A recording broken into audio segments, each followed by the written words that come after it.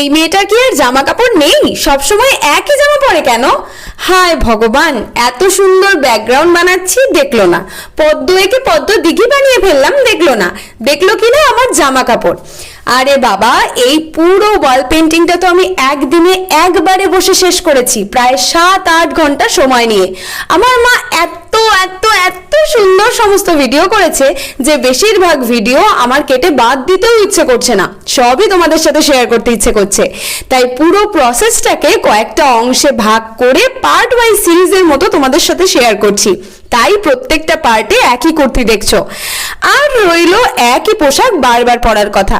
আমি তো বলবো তোমরাও পরো। সার্ফ সাবান বলে বাজারে কিছু জিনিস পাওয়া যায়, সেগুলো দিয়ে কেচে নিলে একটা জামা 100 বার কেন 1000 বার পরা যায়। আমার তো এই ধরনের মন্তব্যে কিছু যায় আসে না, কিন্তু আরো যাদের এই ধরনের কমেন্টের সম্মুখীন হতে হয় তাদের বলবো এসব ফালতু প্রেশার একদম নিও না।